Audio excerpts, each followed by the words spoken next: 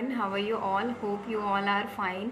मेरा नाम है गुंजन और जैसा कि आप सभी जानते हैं कि लर्निंग स्टोन पे हमने एक वीडियो सीरीज़ स्टार्ट करी है जिसके अंदर हम एनसीईआरटी की बुक्स को डिस्कस कर रहे हैं और हिस्ट्री की क्लास 6 की हिस्ट्री के लेसन 4 हम ऑलरेडी डिस्कस कर चुके हैं। अध्याय 5 का भी एक पार्ट डिस्कस कर लिया है। आज के इस वीडियो में हम पार्ट 2 को डिस्कस करने वाले हैं। स्टार्ट करते हैं।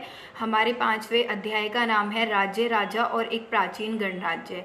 और हम देख चुके हैं इस लेसन में कि जो स्टार्टिंग में लगभग 3000 साल पहले की यहाँ पे बात हुई है कि राजा बनने के लिए लोग क्या कुछ कर रहे थे, क्या कुछ चेंजेस आ रहे थे हमारी सोसाइटी के अंदर। उसमें हमने देखा कि राजा बनने के लिए लोग महत्वपूर्ण यज्ञों का आयोजन करा रहे हैं, जिनको परफॉर्म कौन कराता था? ब्राह्मण या पुरोहित कराते थे। तो इस प्रकार से उस सोसाइटी के अंदर जो ब्राह्मण वर्ग था उसका महत्व बढ़ गया था और जो हमारी सोसाइटी थी उसको भी 4 वर्णों के अंदर डिवाइड किया गया था, जिसके अंदर ब्राह्मण, क्षत्रिय, वैश्य और शूद्र, ये 4 वर्ण थे, जिसको मिला के क्या बोला गया? वर्ण व्यवस्था या वर्णा सिस्टम कहा गया। इसके अलावा हमने देखा कि कुछ लोग अछूत कहे जाने लगे, ठीक है, कुछ लोगों को अछूत माना जाने लगा और इस तरीके से सोसाइटी के अंदर बहुत सारे चेंजेस देखने को मिले 3000 साल पहले के करीब। आज हमें पढ़ना है जनपद से संबंधित फैक्ट, ठीक है। तो स्टार्ट करते हैं। महायज्ञों को करने वाले राजा अब जन के राजा ना होकर जनपदों के राजा माने जाने लगे। जनपद का शाब्दिक अर्थ जन के बसने की जगह होता है। क्या होते हैं ये जनपद? तो हमने पढ़ा था कि लोगों के ग्रुप को जन कहा जाता था, ठीक है, और जनपद होते थे ऐसी जगह जहाँ पे लोग बसते थे, उन लोगों का ग्रुप बसता था, ठीक है। तो जनपद का शाब्दिक अर्थ जन के बसने की जगह होता है।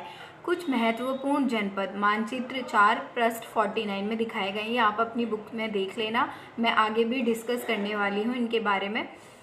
पुरातत्वविदों ने इन जनपदों की कई बस्तियों की खुदाई की है। दिल्ली में पुराना किला, उत्तर प्रदेश में मेरठ के पास हस्तिनापुर और एटा के पास अतरंजी खेड़ा इनमें शामिल है।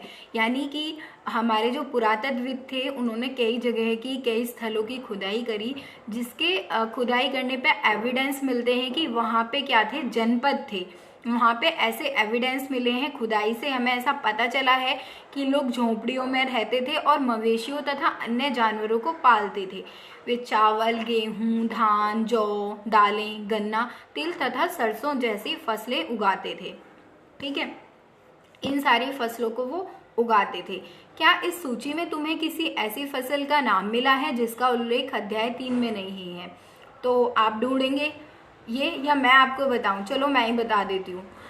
चावल के साक्ष्य भी मिले हमें प्रीवियस लेसन में, गेहूं भी लोगों को उगाना आता था, धान, जौ, दालें, इन सब के एविडेंस मिले, लेकिन सरसों के एविडेंस हमें देखने को नहीं मिले, ठीक है। तो ये एक फैक्ट था।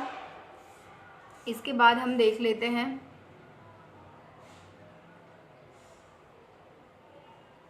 चित्रित धूसर पात्र। इस तरह के पात्रों में ज्यादातर थालियां और कटोरियां ही मिलती हैं। ये पात्र बहुत ही पतली सतह के, सुंदर और चिकने हैं। आप यहाँ पे देख सकते हैं कि इसकी जो लेयर है, इसकी जो कवरिंग है वो कितनी पतली है, यानी कितनी बारीकी से इसके अंदर काम किया गया है। इसका प्रयोग खास मौकों पर महत्वपूर्ण लोगों को भोजन परोसने के लिए किया जाता था। ऐसा अनुमान लगाते हैं पुरातत्वविद की ऐसे जो बर्तन होते थे, ऐसे जो पात्र होते थे, ये बहुत ही फिनिशिंग के साथ बनाए गए। तो शायद इनका जो इस्तेमाल है, घर के अंदर जो महत्वपूर्ण गेस्ट आते होंगे उनको खाना परोसने के लिए इन पात्रों का या इन बर्तनों का इस्तेमाल किया जाता होगा। आपने मम्मियों को भी देखा होगा घर पे जब स्पेशल गेस्ट आते हैं ना घर पे, तो मम्मी नया वाला डिनर सेट निकालती हैं। सेम ऐसे ही वहाँ के लोग भी किया करते थे, यानी मम्मियों के अंदर कुछ कुछ गुण वहाँ के भी देखने को मिलते हैं हमें। लोग मिट्टी के बर्तन भी बनाते थे। इनमें कुछ धूसर, कुछ लाल रंग के होते थे।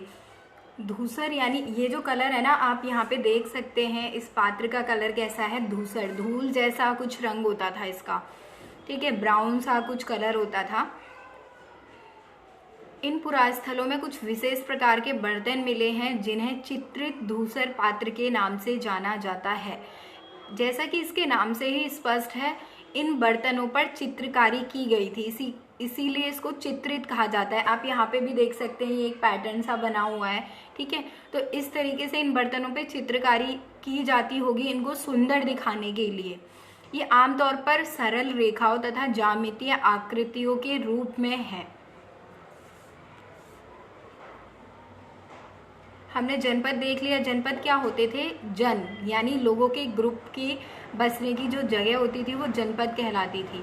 अब हम बात करते हैं महाजनपद के बारे में। करीब 2500 साल पहले कुछ जनपद अधिक महत्वपूर्ण हो गए, इन्हें महाजनपद कहा जाने लगा। देखिए स्टूडेंट्स, देखिए यहाँ पे कुछ जन बसे, ठीक है। मान लो यहाँ पे कुछ लोग बसे और यहाँ पे बहुत सारे लोग बसे, ठीक है। ग्रुप बसा लोगों का, यहाँ पे भी लोगों का ग्रुप बसा, यहाँ पे भी लोगों का ग्रुप बसा, इस तरीके से। तो बहुत सारे जनपद बन गए। ये क्या हो गए? ये अलग अलग जनपद हैं। यहाँ पे हम कितने जनपद देख सकते हैं? 5 जनपद देख सकते हैं। इस तरीके से बहुत सारे छोटे छोटे जनपद बसने लगे और उनमें से कुछ जनपद जो थे वो महत्वपूर्ण हो गए, वो शक्तिशाली बन गए, तो उन्हीं को महाजनपद कहा जाने लगा। क्या कहा जाने लगा? मान लो ये एक महाजनपद है, ठीक है। ये बहुत ही ज़्यादा शक्तिशाली बन गया। धीरे धीरे यहाँ पे नेचुरल रिसोर्सेज बहुत ज़्यादा थे, यहाँ के लोगों ने बहुत समझदारी से काम लिया, ठीक है। बहुत शक्तिशाली लोग थे, बहुत समझदार लोग थे, उन्होंने एक प्लानिंग वे में अपने सारे कामों को किया। तो इस तरीके से क्या हुआ, कुछ जनपद ज़्यादा शक्तिशाली बन गए, ज़्यादा महत्वपूर्ण बन गए, तो वही जनपद क्या कहे जाने लगे? महाजनपद कहे जाने लगे, ठीक है। होप कि आपको ये क्लियर हो गया होगा। अधिकतर महाजनपदों की एक राजधानी होती थी। कई राजधानियों में किलेबंदी की गई थी, अर्थात इनके चारों ओर लकड़ी, ईंट या पत्थर की ऊंची दीवारें बनाई गई थी। मैंने आपको प्रीवियस लेसन के अंदर भी बताया था कि किलेबंदी का मतलब होता है बाउंड्री, ठीक है। कोई भी जो स्थान होता है उसके चारों ओर दीवार लगा देना, या तो लकड़ी की या ईंट से उसकी बाउंड्री कर देना, पत्थर की ऊंची ऊंची दीवारों से उसकी बाउंड्री कर देना, ठीक है। उसको किलेबंदी कहा जाता है। और क्यों करते होंगे वहाँ के लोग ऐसा? शायद वो अपनी सेफ्टी और सिक्योरिटी के लिए करते होंगे। दूसरे जनपद या दूसरे महाजनपद डायरेक्ट उन पे अटैक ना कर दें, ठीक है। जब तक वो दीवार के आसपास इकट्ठे होंगे, आगे अटैक वगैरह कुछ करेंगे, तो उनको अंदर सूचना मिल जाती थी। तो ये एक तरीके से उनकी सेफ्टी एंड सिक्योरिटी को भी इंश्योर करता था, ठीक है। तो देखते हैं, ऐसा लगता है कि लोगों ने अन्य राजाओं के आक्रमण से डरकर अपनी सुरक्षा के लिए इन किलों का निर्माण किया। कुछ राजा अपनी राजधानी के चारों ओर विशाल, ऊंची और प्रभावशाली दीवार खड़ी कर अपनी समृद्धि और शक्ति का प्रदर्शन भी करते थे। इस तरह से किले के अंदर रहने वाले लोगों और उस क्षेत्र पर नियंत्रण रखना भी क्या हो गया? सरल हो गया। इस तरह की विशाल दीवार बनाने के लिए व्यापक योजना की जरूरत होती थी, क्योंकि वो दीवार हमें किसी घर की बाउंड्री करने के लिए नहीं बनानी होती थी। वो पूरी की पूरी दीवार हमारा जितना भी राज्य था, जितनी भी टेरिटरी थी, उसको कवर करने के लिए, उसकी सेफ्टी के लिए हमें बनानी होती थी। तो उसके लिए बहुत सारी ईंटों की ज़रूरत होगी, बहुत सारे मजदूरों और श्रमिकों की ज़रूरत होगी, प्रॉपर प्लानिंग की ज़रूरत होगी कि हमें ईंट से बनानी है, हमें पत्थर से बनानी है, कौन सी ज़्यादा मजबूत रहेगी, हमारे पास कौन से रिसोर्स अवेलेबल हैं जिनको हम अच्छे से यूटिलाइज कर सकते हैं इस किलेबंदी को करने के लिए, ठीक है। हजारों स्त्री पुरुषों तथा बच्चों ने इसके लिए अथक परिश्रम किया होगा। इनके लिए संसाधनों की आवश्यकता पड़ती होगी ऑब्वियसली। अगर हमें किले, इवन हमें अपने घर में एक दीवार भी लगानी होती है तो उसके लिए भी हमें बहुत सारे मटेरियल की, बहुत सारे रिसोर्सेज की ज़रूरत पड़ती है। तो यहाँ पे तो पूरे की पूरे जनपद और महाजनपद की बाउंड्री या किलेबंदी की बात थी, तो ऑब्वियसली रिसोर्सेज की ज़रूरत तो पड़ेगी, है ना। अब राजा सेना रखने लगे थे। अभी हमने प्रीवियस लेसन के अंदर देखा था कि जो राजा होते थे ना, वो प्रॉपर सेना नहीं रखते थे, प्रॉपर उनकी आर्मी नहीं होती थी। जब भी कोई बाहरी आक्रमण करता था, जो भी यंग लोग होते थे वो इकट्ठा हो जाते थे और वो उस आक्रमण के समय पे अपने राजा की या अपने सरदार की हेल्प करते थे। लेकिन जैसे जैसे जनपद और महाजनपद मतलब महाजनपद काल स्टार्ट होता है तो हमें देखने को मिलता है कि राजा क्या थे, वो एक स्थायी परमानेंट सेना रखने लगे थे। मतलब उनको वेतन देते थे, उनको एज अ एम्प्लॉय वो रखने लगे थे। सिपाही को नियमित वेतन देकर पूरे साल रखा जाता था। ऐसा नहीं था पहले की तरह कि जब जरूरत पड़ी तब उनको सेना में शामिल कर लिया, आई मीन उनको तब सेना के रूप में संगठित कर लिया और जब जरूरत नहीं है तो सब अपने अपने काम कर रहे हैं। अब ऐसा नहीं था, ठीक है। अब प्रॉपर सेना रखते थे, उनको प्रॉपर सैलरी मिलती थी और उनको पूरे साल सेना में रहना होता था। कुछ भुगतान संभवतः आहत सिक्कों के रूप में होता था। क्या होते थे आहत सिक्के, हम आगे डिस्कस करेंगे। इन सिक्कों के बारे में हम लेसन नंबर 8 में भी पढ़ेंगे, लेकिन उससे पहले मैं आपको मैप दिखाना चाहती हूँ। Just a minute.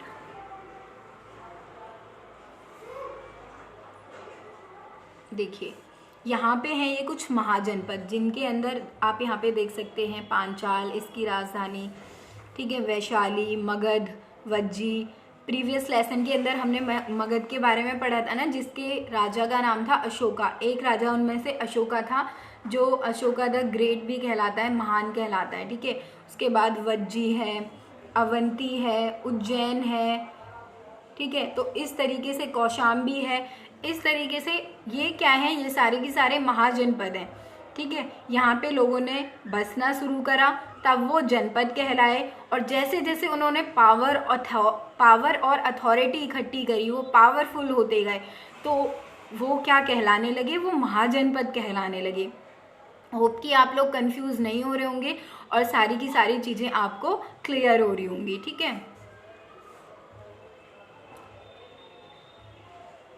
अब हम पढ़ते हैं।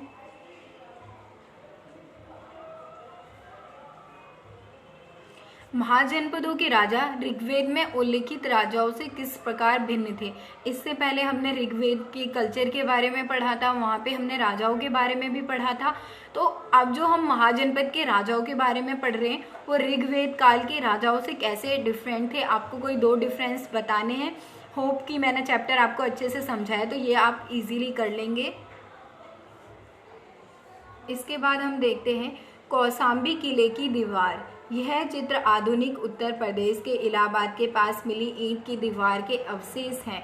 इसके एक भाग का निर्माण संभवतः 2500 साल पहले हुआ था।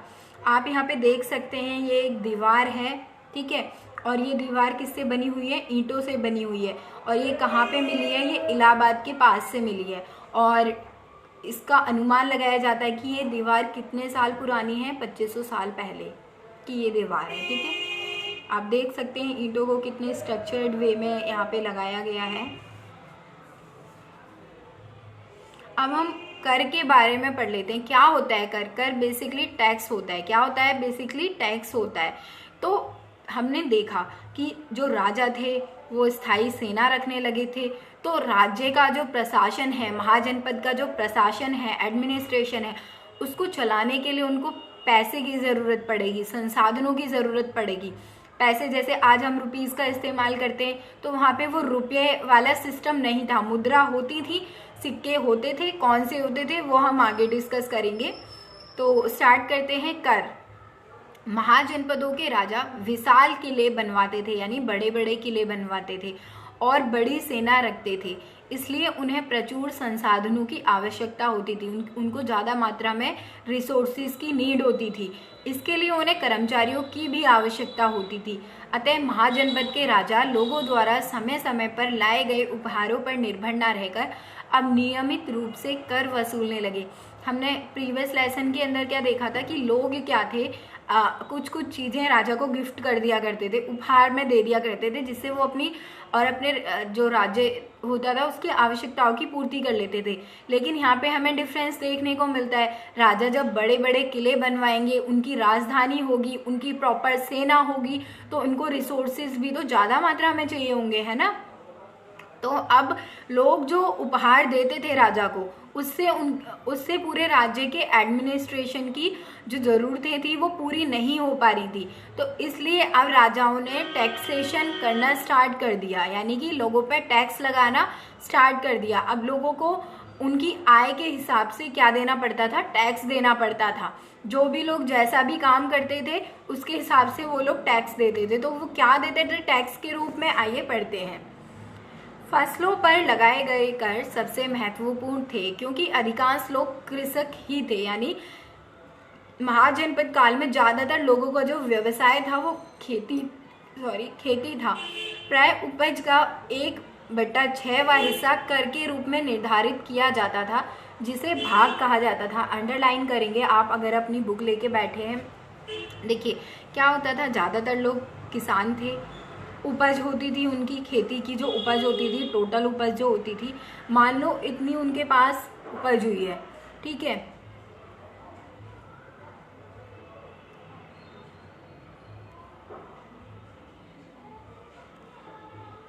1 2 3 4 5 6, ठीक है, इसके 6 हिस्से करे और जो ये वाला हिस्सा होता था, एक हिस्सा जो होता था वो पूरा की पूरा राजा को टैक्स के रूप में देना पड़ता था। बाकी के जो 5 हिस्से बचते थे वो किसान अपनी ज़रूरतों के लिए, अपनी आवश्यकताओं की पूर्ति करने के लिए रखते थे, लेकिन 1/6वां जो हिस्सा होता था वो उनको टैक्स के रूप में किसे देना पड़ता था, राजा को देना पड़ता था। और इस हिस्से को क्या कहा जाता था, भाग कहा जाता था। ठीक है, होप कि आपको क्लियर हो गया होगा। कारीगरों के ऊपर भी कर लगाए गए। अब कुछ लोग तो खेती नहीं करते थे तो उनको भी तो टैक्स देना होता था, तो वो टैक्स कैसे देते थे, जो प्राय श्रम के रूप में चुकाए जाते थे। जैसा कि एक बुनकर यानी चीज़ों को बुनने वाला, कपड़े को बुनने वाला, लोहार जो लोहे का काम करते थे, या सुनार को राजा के लिए महीने में 1 दिन काम करना पड़ता था। अब हर कोई खेती नहीं करता था तो अलग अलग काम करते थे, तो जो अलग अलग इस तरीके के काम करते थे उनको अपना महीने का 1 दिन राजा को देना पड़ता था। महल के अंदर कोई काम होता था, राज्य के अंदर कोई काम होता था, तो वो अपनी सेवा देते थे राजा को। ठीक है, तो इस तरीके से उनको ये एक टैक्स के रूप में अपनी सेवा 1 दिन के लिए देनी पड़ती थी।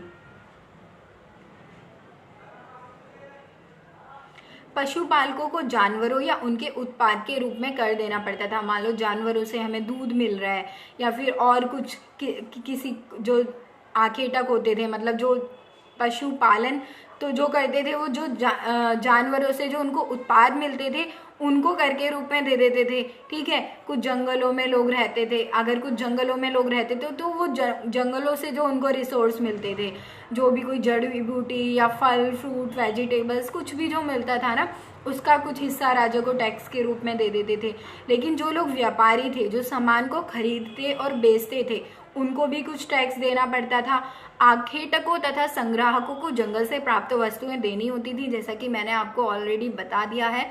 तो यहाँ पे हमें 2 चीज़ें समझ में आती है कि लोग अलग अलग व्यवसाय कर रहे थे, अलग अलग लोग काम कर रहे थे, और जो जिस हिसाब का काम करता था उसको उसी तरीके से अपने काम का कुछ हिस्सा जो है, अपनी मेहनत का कुछ हिस्सा राजा को कर के रूप में देना पड़ता था, ताकि ज़रूरत पड़ने पे बाहरी राज्य के आक्रमण के समय पे राजा उनकी रक्षा कर सके। ठीक है, आखेटक तथा खाद्य संग्राहक राजाओं को क्या देते होंगे, ऑब्वियसली हमने डिस्कस कर लिया है, तो हमें पता है कि वो क्या देते होंगे।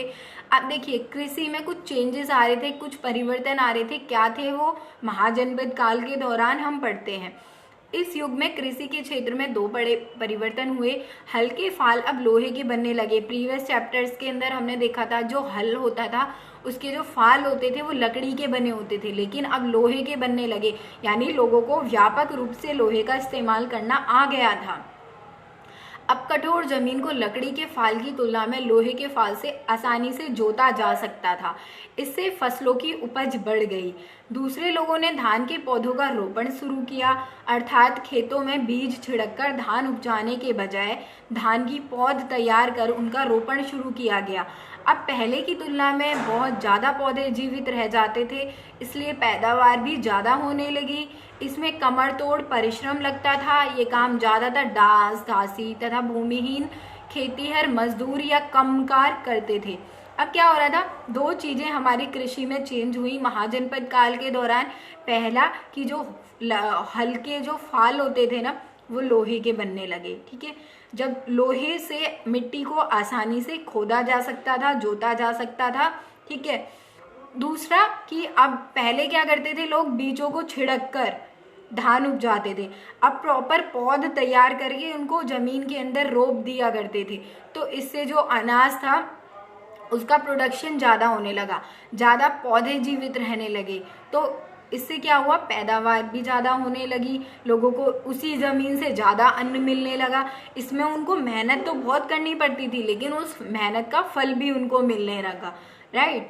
और ये काम कौन करता था, ये जो खेती वाला जो काम था किसान तो करते ही थे, ठीक है।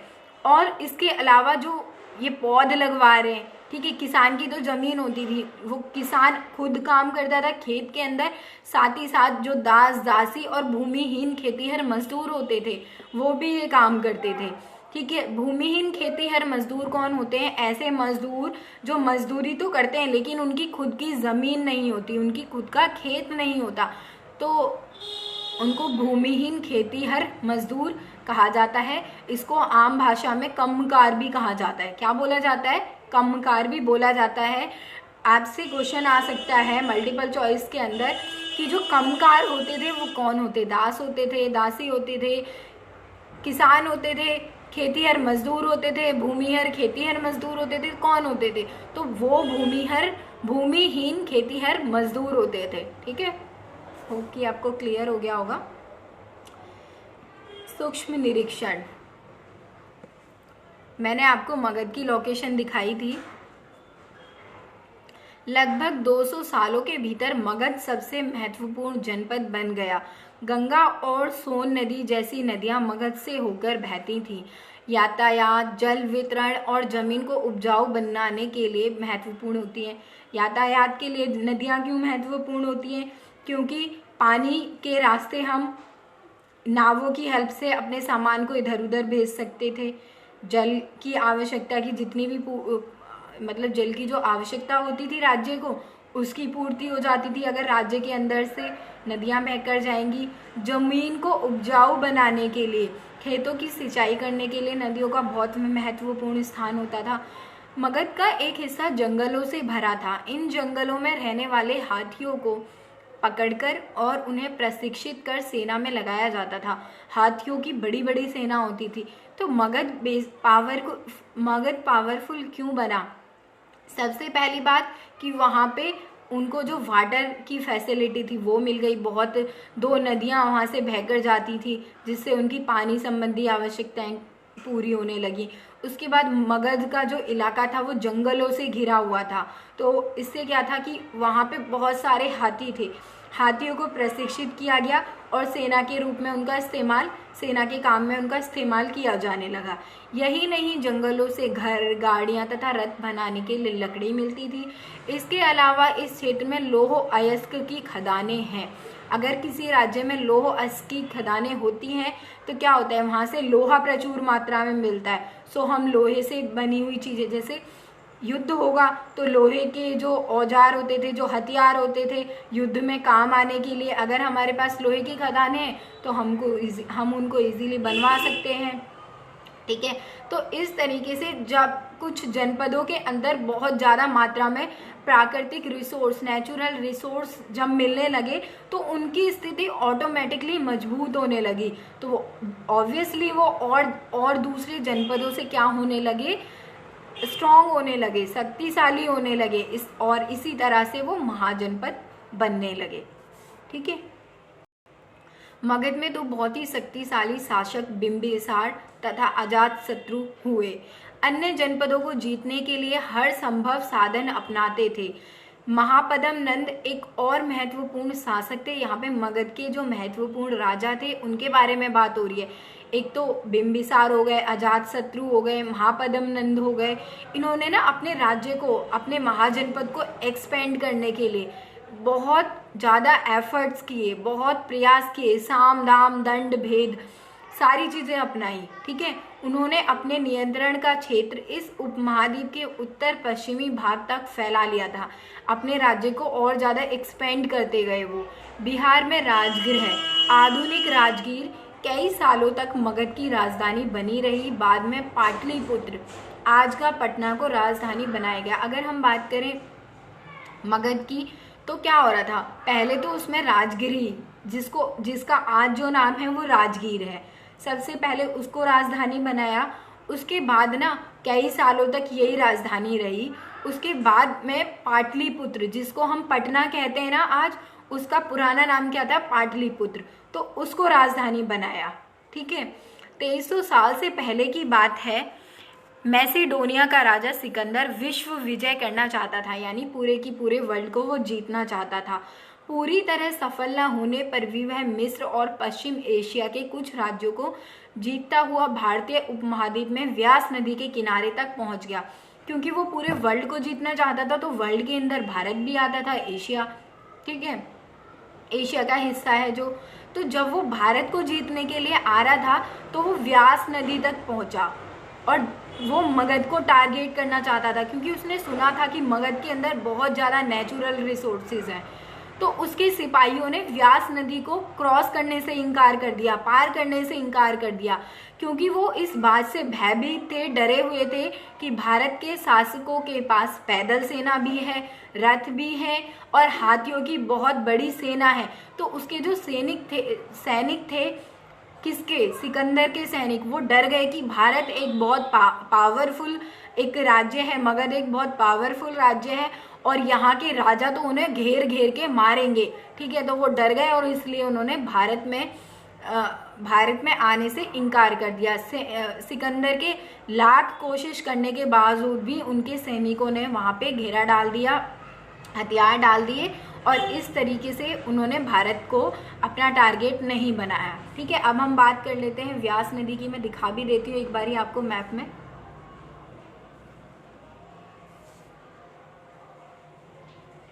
देखिए व्यास नदी, हाँ ये है व्यास नदी। ठीक है, तो जो उसके सैनिक थे ना वो यहाँ तक तो आ गए, लेकिन जैसे ही व्यास नदी को पार करके यहाँ मगध पे अटैक करने की बारी आई तो वो लोगों ने अपने हथियार डाल दिए। वो लोगों ने इस व्यास नदी को क्रॉस करने से मना कर दिया। तो इस तरीके से सिकंदर भारत पर आक्रमण नहीं कर पाया और फिर वो वापस चला गया। ठीक है, तो आप देख सकते हैं कि भारत के जो राज्य थे, भारत के जो साम्राज्य थे, महाजनपद थे, वो कितने शक्तिशाली थे, कितनी प्रचुर मात्रा में यहाँ पे संसाधन थे, प्राकृतिक संसाधन थे। ठीक है, और कहीं ना कहीं ऐसा माना जाता है कि ये जो भारत की इतनी विविधता है, इतनी समृद्धि है भारत के अंदर, कहीं ना कहीं यही भारत के ऊपर फॉरेनर इन्वेजन्स जो हुए थे, जो विदेशी आक्रमण जो हुए थे, उसका एक कारण यही है कि यहाँ पे इतनी ज़्यादा वेल्थ थी कि आक्रमणकर्ताओं को उस वेल्थ ने अट्रैक्ट किया। वो लोग चाहते थे कि हम यहाँ की धन संपदा को लूट लें और अमीर बन जाएं। तो ये एक रीज़न था भारत के ऊपर इतने सारे विदेशी आक्रमणों का। ठीक है, सो ये था हमारा लेसन। आई होप कि ये आपको क्लियर हुआ होगा। फिर भी अगर आपको कोई कन्फ्यूज़न रह जाती है तो आप कमेंट सेक्शन के अंदर वो क्वेश्चन मुझसे पूछ सकते हैं जो आपको परेशान कर रहा है। ठीक है, सो होप कि सारी चीज़ें क्लियर हुई हैं। आप चैनल को इसी तरीके से सपोर्ट करते रहिए, वीडियो को लाइक करिए, शेयर करिए ज़्यादा से ज़्यादा लोगों तक और चैनल को सब्सक्राइब करिए। तब तक के लिए बाय।